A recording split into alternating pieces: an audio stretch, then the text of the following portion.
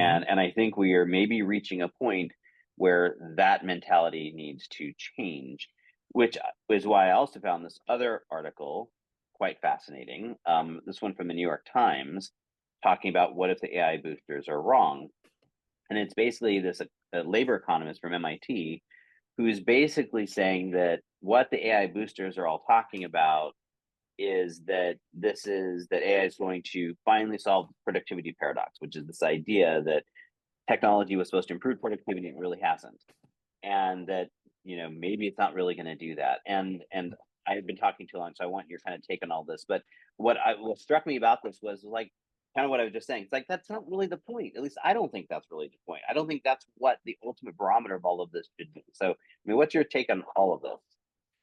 Yeah, I tend to be overwhelmed with the amount of scut work that exists, right? I feel like anybody who is expert at their job can probably identify 24 hours a day of work that could be done on their job. And the more you understand your job, I don't care what it is. It could be digging ditches, or it could be running Walmart or Microsoft or whatever.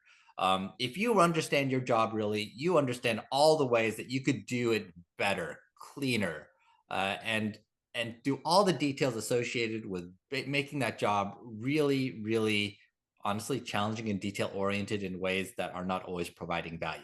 And that is an opportunity for AI to contribute. I will say that going back to the venture beat rant for a second, I did find it funny that that columnist, that basically CEO, was saying how something like 80% of CEOs' jobs could also be automated. And that's especially true for these publicly traded companies where they're often just trying to keep up with their peers and doing what Wall Street expects. Those moves do not require human guidance, to be honest. They're usually quite predictable. And the only guess is to whether the human is going to do what the market expects or not. But like 90% of the time, they do exactly what the market expects just to keep up with their peers.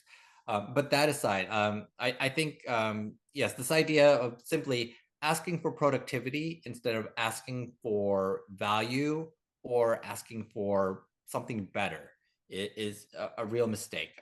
We talk about productivity as a way to be able to simply do more of the same thing, and that's not ultimately what makes work and what makes business better. It's the ability to innovate that actually makes us better at the end of the day. We've got Great by Choice right here, and all these other books about like that, telling us how we are supposed to find better ways of doing things at the end of the day.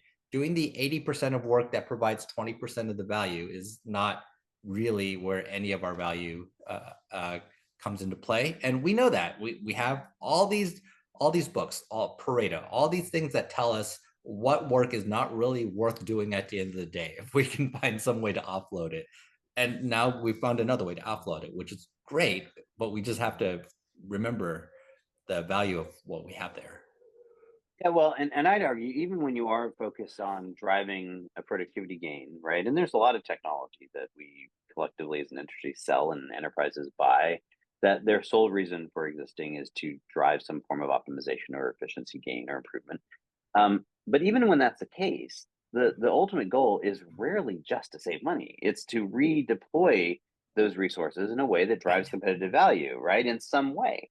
And so I think the whole focus on productivity as the core barometer, I think is probably mistaken. Now, I will say, if I go back to this New York Times article, I do think the underlying point about, hey, let's not buy into the hype is also well taken. So it's like I took this article and looked at sort of both sides, and it's like I sort of agreed with both, right? On the one hand, it's like, hey, this isn't all about productivity, or maybe disagreed with both. It's not all about productivity. That's not the core barometer we should be using to measure this, but it's also, let's not buy into this hype that it's going to literally change everything, particularly change it all overnight.